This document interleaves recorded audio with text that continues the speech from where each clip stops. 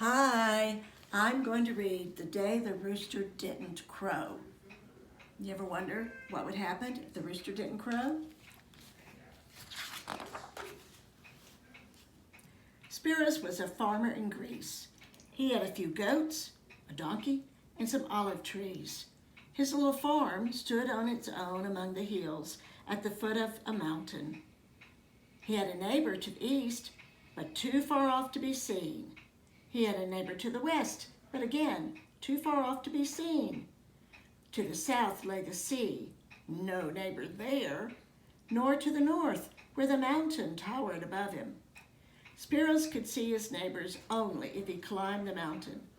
To the east, in the far distance, he saw a tiny building, in the middle of bushes and olive trees. To the west, the far distance, he saw just the same, another little farm. Sometimes Spiros climbed the mountain, gazed down at the sea, and wondered about the wide world he never got to see. But he was always glad to be home again among his animals, for besides the little goats and the donkey, he had a rooster, Nico, and no less than 20 hens. Nico made sure they clucked and cackled and laid eggs. He found tasty beetles and fat worms for them, and then he crowed. And how he crowed. Nowhere do roosters crow as long and as loudly as in Greece. Just before the sun rises, they crow loudest, like a fanfare of trumpets.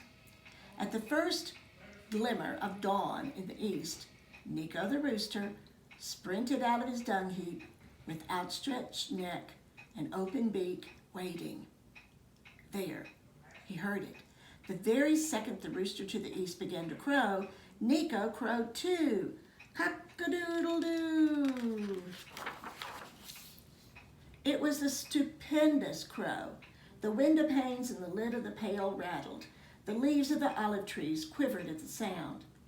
Spiros the farmer shouted, "That dratted rooster!" and rolled out of bed. And then the sun rose from behind the mountain.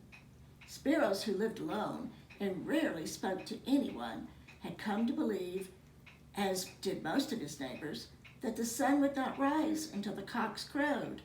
No cock crow, no sunrise. But what about the third rooster, the one to the west? He waited, neck outstretched, beak at the ready, until the sun's light moved across the mountain, and then he heard Nico's mighty crowing. Then he opened his beak and crowed, "Cock-a-doodle-doo!" Day after day, as the sun rose, the three roosters, standing high on their dung heaps, necks outstretched, beaks at the ready, each trying to crow louder than the other. Cock-a-doodle-doo! Cock-a-doodle-doo! Cock-a-doodle-doo! But one day, Nico was depressed. His wattles drooped. He was listless. He took no interest in the hens or anything else. The sun began to rise, and from a force of habit, he jumped onto his dung heap, stretched out his neck, opened his beak, heard the rooster to the east, and then did nothing. He stalked back to the hen house as the rooster to the east finished his crowing. As for the rooster in the west, he waited and waited. No sound came.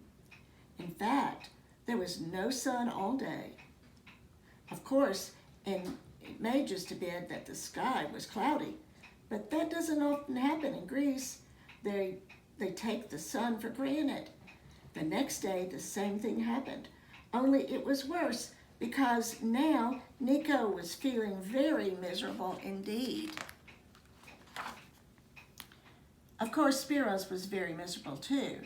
He had no reason to say, "That dratted rooster," because no cock-a-doodle-doo woke him. He was late with his work and everything went wrong. He squatted down near the rooster and offered him fat worms and fresh corn. He filled his dish with clean water.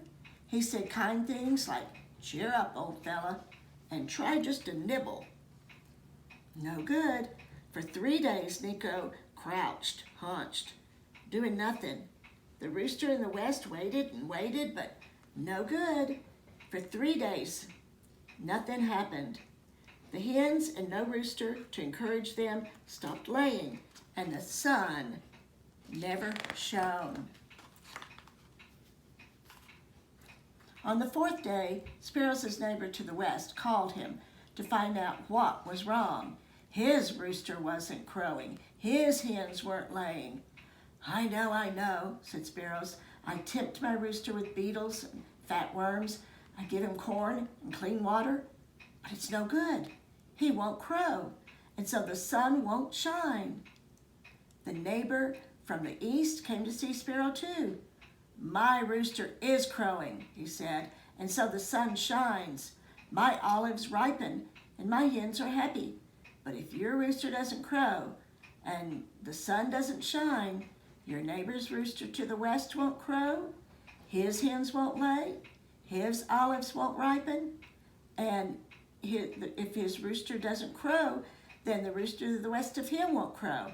And that means no crowing and no sun right all around the world. In Italy, in Spain, in South America, in Japan, India, and finally it was spread to my rooster in the east. No cockadoo, no sunrise. The whole world would be dark and silent. As the 3 farmers talked, the clouds hung lower and lower.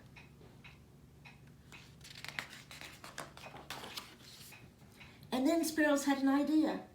He woke up in the darkness the next morning. He was now used to getting up without a cock-a-doodle-doo to rouse him. He ran out to the dung heap, jumped up on it, and listened. Far to the east he heard the rooster crow, cock-a-doodle-doo. Then he threw back his head and crowed as loudly as the window panes and the lid of the pail rattled and the leaves of the olive trees quivered. The hens looked at him in astonishment. Yeah, what was going on? The rooster to the west rushed from his perch, feathers streaming behind him. He made straight for his dung heap, leaped on top of it, stretched up to his full height, opened his beak wide, and crowed and crowed and crowed. Not a minute too soon. He had given up listening for Nico's clarion call, and now the sun was rising fast.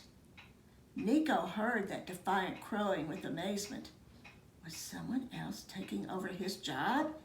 He tore out of the henhouse with angry strides, scattering dust to the left and right. In a second, he was up on top of his dung heap, giving a rip-roaring, earth-shattering cock-a-doodle-doo.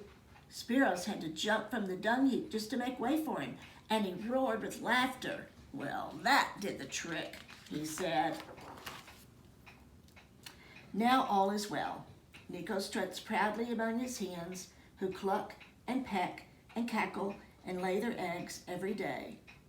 The sun is shining again, and every morning as it rises, Nico's cock-a-doodle-doo is echoed by the rooster to the west, and the rooster to the west of him, and the rooster to the west of him, all around the world. And I guess we learned why roosters crow.